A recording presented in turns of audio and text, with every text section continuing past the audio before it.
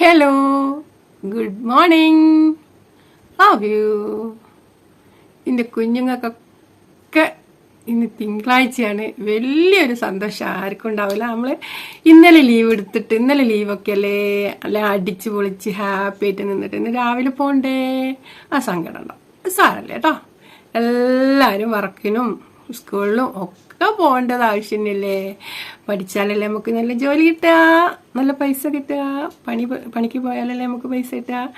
അതൊക്കെയാണ്. അപ്പം നല്ല ഹാപ്പി ആയിട്ട് സന്തോഷമായിട്ട് ഇരിക്കുക.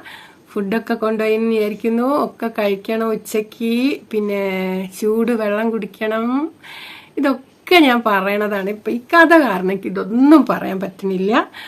അപ്പം നമ്മൾ അധികം നേരം വെക്കാണ്ട് നമുക്ക് കഥയിലേക്ക് പോവാം. നമ്മളെ കഥ പെട്ടെന്ന് നമ്മളെ ഈ കഥ അങ്ങോട്ട് സ്റ്റോപ്പ് ചെയ്യാൻ ആവുന്നുണ്ട്.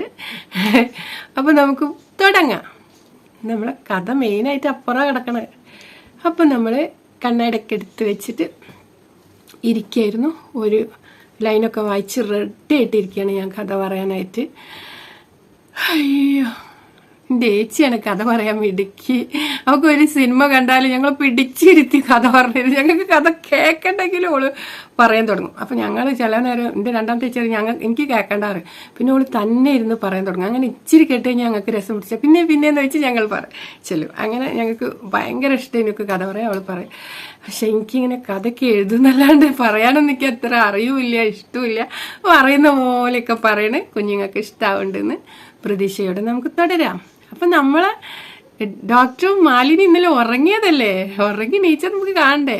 അവള് പുലർച്ചെ 4 മണിക്ക് ഉണർന്ന് അവള് നീച്ച സമയത്ത് എന്താ, ഇന്നലെ ചുറ്റിയ സാരി ഒന്നും മുമ്പ് അദ്ദേഹത്തില്ല, അമ്മാരി ചുറ്റല്ല ചുറ്റിയത്. അപ്പോൾ അവള് വേഗം നീച്ച് അറിയണ പോലെയൊക്കെ വാരി ചുറ്റി ഒക്കെ തോളിലൊക്കെ ഇട്ട് അങ്ങനെ അവിടെ വലിയ അളുമാര കണ്ണാടി ഉണ്ടാവും കണ്ണാട എന്നൊക്കെ പറഞ്ഞ് അതിൽ പോയി ഓള്. അപ്പോൾ ഓളെ കാണുക. അവളെ വീട്ടിലൊക്കെ എന്ന് പറഞ്ഞാൽ ചെറിയ ഇത്ര പോകുന്ന കണ്ണാടിയിലൊക്കെയാണ് മുഖം നോക്കുക. അവരെ വീട്ടിലെ പെട്ടി അങ്ങനെ കണ്ട സാധനങ്ങളിലൊക്കെയാണ് ഡ്രസ്സൊക്കെ വയ്ക്കുക. അളുമാരൊന്നുമില്ല. അന്നത്തെ കാലത്ത് എവിടെയെങ്കിലുമൊക്കെ അളുമാരൊക്കെ ഉണ്ടാവുള്ളൂ. അങ്ങനെ ഇവളെന്ത് ചെയ്യുമെന്നറിയാം, കണ്ണാടിയിലൊക്കെ ഇന്നലെ പിരിച്ചിട്ട് ഇങ്ങനെ ഒറ്റ ഭാഗം പിരിച്ചിട്ട് പിന്നെ മുടിയാണ്, ആ മുലപ്പൂവൊക്കെ കുറച്ചങ്ങോട്ട് പറിച്ചൊക്കെ ഇട്ട് മുടിയൊക്കെ അയച്ച് കുറേ മുടിയാണ്. നമ്മളെ മഞ്ജുമോളമാതിരി മുടിയുണ്ട്. അങ്ങനെ മുടിയെല്ലാം അയച്ചുകളൊക്കെ വിതർത്തിയിട്ട് അവൾക്ക് കുളിക്കണമെങ്കിൽ ഡ്രസ്സെല്ലാം കിട്ടണം. ബാത്റൂമൊക്കെ ഇന്നലെ രാത്രി നമ്മളെ ഡോക്ടർ കാണിച്ചു കൊടുത്തിട്ടുണ്ട്. അതൊന്നും നമ്മളിതിൽ പറയട്ടാണ്. അപ്പോൾ പിന്നെ ഇവൾക്ക് ഡോക്ടറെ വിളിക്കണം. എന്ത് ചെയ്യും, അപ്പോൾ അവളെന്ത് ചെയ്യും, നേരം വെളുത്തോ എന്താ സമയം എന്നറിയാൻ വേണ്ടിയിട്ടുള്ള കറക്റ്റനൊന്ന് മെല്ലെ അങ്ങനെ നീക്കി. അപ്പം പുറത്തേക്ക് നോക്കുമ്പോൾ കൂരിയറിട്ട 4 മണിയല്ലേ, പുലർച്ചെ 4 മണിയല്ലേ. അങ്ങനെ അവളിങ്ങനെ വട്ടം ചുറ്റി ഇങ്ങനെ നോക്കുമ്പോണ്ട ക്ലോക്ക് 4 മണി, ചുവരിൽ 4 മണി ക്ലോക്ക് ഉണ്ടാവും. അപ്പം 4 മണി. അങ്ങനെ ഇവളെന്ത് ചെയ്യും, ഡോക്ടറെ വിളിക്കുക. എന്ത് വിളിക്കും, എങ്ങനെ വിളിക്കും? നല്ല സുഖസുന്ദരമായിട്ട് ഡോക്ടർ കിടന്നുറങ്ങുന്നുണ്ട്. ഓള് കുറേ നേരം നോക്കിയേക്കും. പിന്നെ ഓള് മെല്ലെ പോയിട്ട് ആ കൈ ഇവിടെ അങ്ങനെ പിടിച്ചിട്ട് ഇങ്ങനെ നിളക്കും. അപ്പോൾ ഒരു ഇതുമില്ല.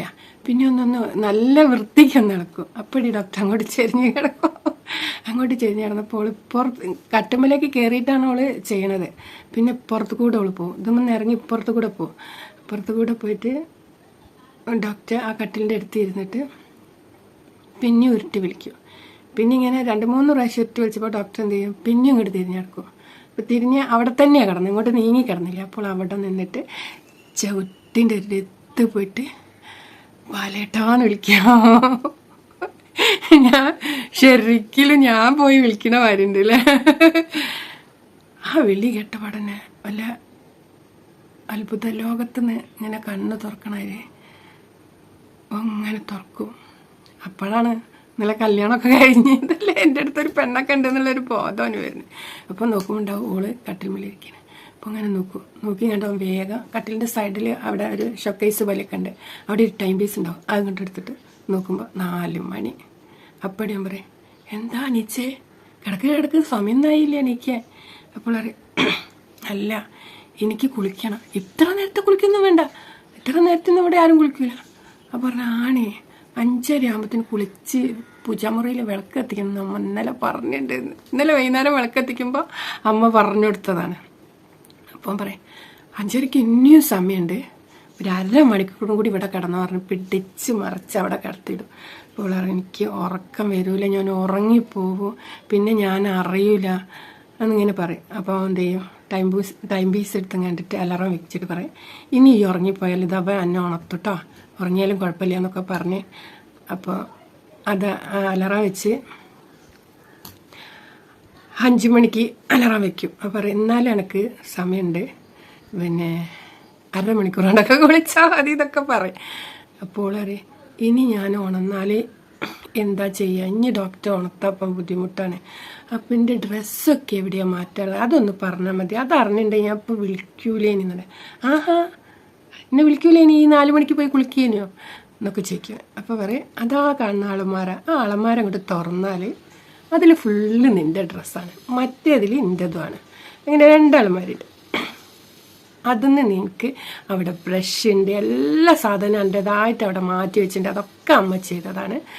അമ്മയ്ക്ക് ഇന്നലെ എന്നോട് പറയാൻ മറന്നതായിരിക്കും. അതൊക്കെ തുറന്ന് എനിക്ക് കാണാം, ഒക്കെ എടുത്തിട്ട് എനിക്ക് ഇഷ്ടമുള്ള ഡ്രസ്സ് എടുത്തോണ്ടിട്ടോ എന്നൊക്കെ പറയും.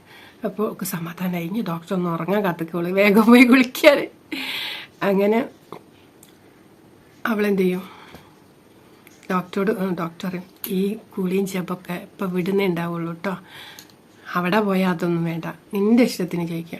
എനിക്കിഷ്ടമാണ് കുളിക്കുന്ന, രാവിലെ കുളിച്ചിട്ട് ഇതൊക്കെ ആക്കുന്നതൊക്കെ എനിക്കിഷ്ടമാണ്, അനക്ക് ഇഷ്ടമാണെന്നുണ്ട അതിനൊന്നും സമയം ഉണ്ടാവില്ല. അവിടെ പോയാൽ നമ്മൾ കുറേ ഉറങ്ങും രാവിലെ, എന്നിട്ട് രാവിലെ എനിക്കെപ്പോഴും രാത്രിക്കേക്ക് ഞാൻ വരും, എനിക്ക് പല സമയങ്ങളിലും പോകേണ്ടി വരും എന്നൊക്കെ ഡോക്ടർ പറയും.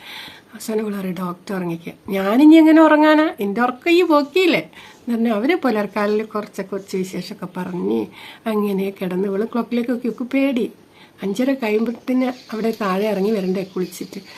അപ്പോൾ പിന്നെ അവളെ മനസ്സിൽ ഡോക്ടർ ഒന്ന് ഉറങ്ങിയാൽ മതിയെന്ന് വിചാരിക്കുക, പോയി കുളിക്കാമല്ലോ വെച്ചിട്ട്. അങ്ങനെ പിന്നെ ഏതോ നിമിഷങ്ങളിൽ ഡോക്ടർ ഉറങ്ങിപ്പോയി. അവൾ മെല്ലെ പോയി അളമാര തുറന്ന് ഡ്രസ്സൊക്കെ കണ്ട് അങ്ങനെ അവൾ കുളിച്ച് വന്ന് അതിൽ നിന്നൊരു നല്ലൊരു ഡ്രസ്സ് എടുത്തിട്ട്, മാക്സിയൊക്കെ ഉണ്ടാവും അവിടെ, അതൊക്കെ എടുത്തിട്ട് പിന്നെ തലയിലൂടെ തോർത്തുണ്ടൊക്കെ കെട്ടി അവളങ്ങനെ ഡോക്ടർ അടുത്ത് വന്ന് അയ്യോ ഡോക്ടർ പാദങ്ങളൊന്ന് തൊട്ട് നിറൂലെക്കണം, പക്ഷെ അവൾക്ക് വയ്യ തൊട്ട് നിറൂലെക്കാൻ. വെളുക്കത്തിക്കണ്ടപ്പോക്ക് നമ്മൾ കുളിച്ച് ശുദ്ധിയായിട്ട് വന്നല്ലേ. അപ്പോൾ എന്ത് ചെയ്യും, ഇങ്ങനെ പാദത്തിൻ്റെ അവിടെ വെച്ച് കണ്ണുമല വെച്ച് അവളെ അങ്ങനെ ചിട്ടാവട്ടങ്ങളൊക്കെ അവരെ അമ്മയൊക്കെ പറഞ്ഞു കൊടുത്തിട്ടൊക്കെ അച്ഛനെ നല്ല ബഹുമാനിക്കണൊക്കെ കണ്ടാണ് അവൾ വളർന്നത്. അങ്ങനെ അവൾ മെല്ലെ പതിയെ സ്റ്റെയർ കേസ് ഇങ്ങനെ ഇറങ്ങി വരുമ്പോൾ ഇറങ്ങി വന്ന് ഓള് പോയി പൂജാമുറി പോയി വിളക്കെടുത്ത് കൊണ്ടുപോയി കഴുകി തുടച്ച് വിളക്കൊക്കെ കത്തിച്ച്, നമുക്ക് വേഗം ഇങ്ങോട്ട് പറയാം. അങ്ങനെ വിളക്കൊക്കെ കത്തിച്ച് അപ്പോൾ അമ്മ എണീച്ച് വന്ന് കുളിക്കാൻ പോയി. കുളിച്ചിട്ടൊക്കെ അമ്മ വരുന്ന അമ്മൻ്റെ റൂമിൽ നിന്ന് കുളിച്ചിങ്ങോട്ട് വരുമ്പോൾ മരുമകളെ കുളിച്ച് വിളക്കൊക്കെ കത്തിച്ചിങ്ങനെ അമ്മയ്ക്ക് ഭയങ്കര ഇഷ്ടം കേട്ടോ. അമ്മ വിചാരിക്കും എൻ്റെ മോൻ കണ്ടെടുത്ത പെണ്ണ് എല്ലാം ഒരു ചിട്ടുള്ള കുട്ടിയാണല്ലോ എന്നൊക്കെ പറഞ്ഞതൊക്കെ അനുസരിച്ചല്ലോ എന്നൊക്കെ ഒരു സന്തോഷമൊക്കെ ഉണ്ടാവും. പിന്നെ അമ്മ പോയി പ്രാർത്ഥനയൊക്കെ നടത്തി. അപ്പോഴേക്ക് പിന്നെ കുഞ്ഞുങ്ങളും കുട്ടികളൊക്കെ ഉണ്ട്, അവരൊക്കെ നീച്ചുണ്ടാവില്ല ഐറ്റങ്ങളൊന്നും. അങ്ങനെ കപ്പിയും ചായയൊക്കെ വെച്ച് എല്ലാവരും കുടിച്ച് ജപിച്ച് ഇനിയൊന്ന് വായിച്ചിട്ട് വരാം. അങ്ങനെ ഒരാഴ്ച അങ്ങ് കഴിഞ്ഞുപോയി. ഒരാഴ്ച കഴിഞ്ഞു പോയപ്പോൾ ഒരാഴ്ച കഴിയാനായപ്പം തന്നെ ഡോക്ടർ ഒരു ദിവസം വൈകുന്നേരം വന്നപ്പോൾ അമ്മേനോട് പറഞ്ഞു, അമ്മേ നാളെ പെട്ടിയെല്ലാം പാക്ക് ചെയ്യണം, ഞങ്ങൾ പോകും, മറ്റന്നാൾ പോകണം. അപ്പം അമ്മ പറയും എന്തിനടാ, പിന്നെ മോൻ പോ, അവൾ ഇവിടെ നിൽക്കട്ടെ, നീ ആഴ്ചയിൽ ഇങ്ങ് വന്നാൽ പോരെ, അത്രയ്ക്ക് ദൂരം കുറച്ച് ദൂരം തന്നെ ഉണ്ട്, പിന്നെ ഇന്നും ഇല്ലല്ലോ, നിനക്ക് വരാൻ അവൾ എൻ്റെ അടുത്ത് നിൽക്കട്ടെടാന്ന് പറയാം. പറയും എനിക്ക് അവിടെ നിന്ന് മാറി നിൽക്കാനേ പറ്റില്ല, ഇപ്പം അവിടെ നിന്നിട്ട് തന്നെ വലിയ പ്രശ്നമാണ്, എൻ്റെ കാര്യങ്ങൾ ഞാൻ നോക്കുന്ന മാതിരിയൊക്കെ എല്ലാവരും ആത്മാർത്ഥതയിൽ ചെയ്യുമോ അങ്ങനെയൊക്കെ അമ്മനോട് പറഞ്ഞു കൊടുക്കും. അവൻ്റെ ഹോസ്പിറ്റലല്ലേ, അവനല്ലേ മെയിനായിട്ടുള്ള ആളെ. അപ്പോൾ അങ്ങനെയൊക്കെ പറഞ്ഞപ്പോൾ അമ്മ പറഞ്ഞു എന്നാൽ ശരി. അമ്മയ്ക്ക് മനസ്സോടെ ശരി പറയാം. അമ്മയ്ക്ക് മോളെ പറഞ്ഞയക്കുന്നേ ഇഷ്ടമില്ല, അമ്മയ്ക്ക് അത്രയും ഇഷ്ടപ്പെട്ട് അമ്മ ആശിച്ചിരിക്കുക അവളെ കൂടെ ജീവിക്കാന്നൊക്കെ വിചാരിക്കുക. പക്ഷെ പറ്റിയില്ല, അവൻ കൂട്ടിയിട്ട് പോയി. അങ്ങനെ അവർ പിറ്റേന്നായപ്പോൾ അവർ പെട്ടിയും ഇതൊക്കെ ആയിട്ട് അവരൊക്കെ കാറിലെടുത്ത് വെച്ച് അമ്മ എന്തൊക്കെയോ ഉണ്ടാക്കി ഒക്കെ കൊടുക്കും. അതൊക്കെ വെച്ച് അങ്ങനെ ടാറ്റ പറയുമ്പോൾ അമ്മ മോളെ കെട്ടിപ്പിടിക്കും. മോളും അമ്മക്കാരെ അവർ സങ്കടപ്പെടണ്ട, അമ്മയ്ക്ക് തോന്നിയാൽ അമ്മ അവിടെ എത്തും, ഇല്ലെങ്കിൽ അവ അവിടെ എത്തും എന്നൊക്കെ പറഞ്ഞിട്ട് അവളെ പറഞ്ഞേക്കും. അവൾക്കും ഭയങ്കര ഇഷ്ടമായിട്ടോ, അമ്മേനെ ഭയങ്കര ഇഷ്ടപ്പെട്ട്. അങ്ങനെ അവർ വന്നു, ഇവിടെ വന്നു. പിന്നെ ദിവസങ്ങൾ ആഴ്ചകൾക്ക് വഴിമാറി, ആഴ്ചകൾ മാസങ്ങൾക്ക് വഴിമാറി, മാസങ്ങൾ വർഷങ്ങൾക്ക് വഴിമാറി. അങ്ങനെ അതിൽ കൊടുത്ത് 2 വർഷം കഴിഞ്ഞതിൻ്റെ ശേഷമാണ് മാലിനി പ്രഗ്നൻ്റ് ആയത്. മാലിനി പൂർണ്ണ ഗർഭിണിയായിരിക്കുന്ന സമയത്താണ് മീനാക്ഷിൻ്റെ കല്യാണം. മീനാക്ഷിൻ്റെ കല്യാണത്തിന് മാലിനിക്കോ ഡോക്ടർക്കോ പോകാൻ പറ്റിയില്ല. പക്ഷേ മീനാക്ഷിൻ്റെ എല്ലാ കല്യാണ ചെലവും ഈ ഡോക്ടറാണ് നടത്തിക്കൊടുത്തത്. അതാണ് ഇതിൽ പറയണത്. അങ്ങനെ മീനാക്ഷിൻ്റെ കല്യാണത്തിൻ്റെ അന്ന് മാലിനി ഹോസ്പിറ്റലിലായിരുന്നു. ഹോസ്പിറ്റലിലൊക്കെ അമ്മയെ നിൽക്കണം, അമ്മയും അതിനു വേണ്ട ആൾക്കാരൊക്കെ നിർത്തി. ഇവരെ ഒരു കാര്യത്തിനും പിന്നെ ഇവളെ കാര്യങ്ങൾക്കും ഒന്നിനും ഓരോ അമ്മേനെയോ അച്ഛനെയോ ഒന്നും ഒരു ബുദ്ധിമുട്ടിച്ചിട്ടുമില്ല, വരുത്തിയിട്ടുമില്ല. അയമ്മ ആ സ്ത്രീയെ അവരുടെ മകളായിട്ട് ഏറ്റെടുത്തിക്കണം, മരുമകളായിട്ടല്ല. അങ്ങനെ ഈ മീനാക്ഷിൻ്റെ കല്യാണം കഴിഞ്ഞ് പിറ്റേന്ന് തന്നെ മാലിനി ഒരു പെൺകുഞ്ഞിന് ജന്മം കൊടുത്തു. നമ്മളെ ബുക്കിലിങ്ങനെ വായിച്ചുകൊണ്ടിരിക്കും, പേജ് ഇങ്ങനെ വറച്ചുകൊണ്ടിരിക്കുകയാണ്. നല്ലൊരു തങ്കക്കുടം പോലത്തെ ഒരു പെൺകുട്ടി. അങ്ങനെ പിന്നെ മീനാക്ഷിൻ്റെ കല്യാണം കഴിഞ്ഞ പിറ്റേന്നാണ് അവൾ പ്രസവിക്കുന്നത്. പിന്നെ എന്താ പറയണത് വെച്ചാൽ ദിവസങ്ങൾ ഒന്നൊന്നായി മറിഞ്ഞുകൊണ്ടേയിരുന്നു. നമ്മുടെ ബാലശർമ്മയുടെയും പിന്നെ മാലുവിൻ്റെയും മകള് മുട്ടിലെഴയാൻ തുടങ്ങി. അന്നൊരു ഞായറാഴ്ചയായിരുന്നു. ഡോക്ടർ കാലത്തെണീറ്റ് പത്രം വായിച്ചും കൊണ്ടിരിക്കുമ്പോൾ മാലിനി മഞ്ജുമോളെ കുളിപ്പിച്ച് ഡോക്ടർ മടിയിൽ കൊണ്ടുവരുത്തി തോർത്തിങ്ങോണ്ട് ചെന്നിട്ട് വലട്ടം മോളെന്ന് പിടിക്കാറിന് മടിയിൽ വെച്ച് അവൾ അകത്തേക്ക് പോകുമ്പോൾ അവൻ പറയും,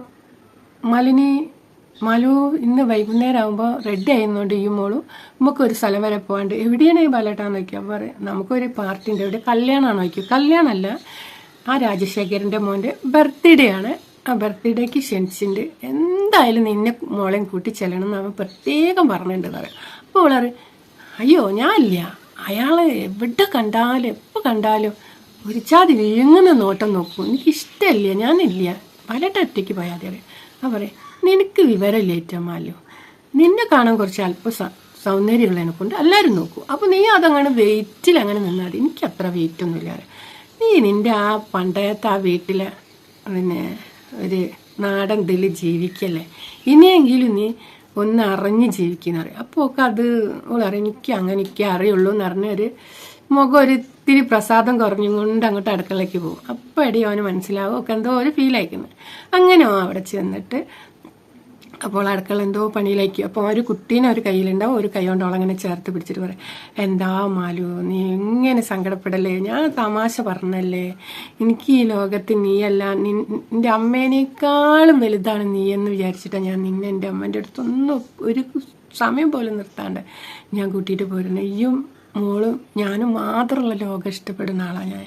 അതിൽ എൻ്റെ അമ്മ പോലും കടന്നു വരുന്ന ഇഷ്ടമല്ല. പറഞ്ഞവള് അവൻ്റെ വായ അങ്ങോട്ട് പൊത്തിട്ട് പറയാം, അങ്ങനെ ഒരിക്കലും പറയരുത്, അമ്മേനെ ഇനി 2 ത്ലാസിലിട്ട് തൂക്കരുത്, ഞങ്ങൾക്ക് 2 ഒരു ത്ലാസ് മതി, പാലേട്ടൻ്റെ മനസ്സിൽ ഞങ്ങൾക്ക് 2 ഒരു സ്ഥാനം മതി, അതെനിക്കിഷ്ടം, അത്രയും നല്ല പവിത്രമായ അമ്മയുടെ എന്നൊക്കെ അവൾ പറയും. ഓ ശരി ശരി ശരി എന്ന് പറയും. അങ്ങനെ വൈകുന്നേരം ആകുമ്പോൾ എന്തായാലും ഒരുങ്ങിക്കാൻ പറയും. അങ്ങനെ വൈകുന്നേരം ആകുമ്പോൾ അവൾ ഒരുങ്ങി നിൽക്കുകയാണ്. ഇനി ബാക്കി നാളെ പറയാം. ഇനി അത്ര നല്ല സങ്കടം നിറഞ്ഞതൊക്കെയാണ്, വെയിറ്റ് ചെയ്യാം. അപ്പം ടാറ്റാ. ഇപ്പോഴാണ് ഞാൻ അങ്ങനെ ഒന്നും എഴുതൂലേ ഇനി. അപ്പം എൻ്റെ കുഞ്ഞുങ്ങൾക്ക് സുഖമാണെന്ന് വിശ്വസത്തിൽ കഥ കുറച്ച് നീണ്ടുപോയിണ്ടാവും. അപ്പം ഞാൻ അധികമൊന്നും പറയണില്ല, എല്ലാ വിശേഷങ്ങളായിരുന്നു നമ്മളെ കഥ കഴിഞ്ഞാൽ നമ്മൾ വരുന്നതായിരിക്കും. എല്ലാവരും നമ്മളെ വീഡിയോ കാണുന്നുണ്ടെന്നുള്ള ശുഭ പ്രതീക്ഷയോടെ നമ്മൾ നിർത്തുന്നു. Tata, love you. ചക്കരമ്മ പഞ്ചാരമ്മ.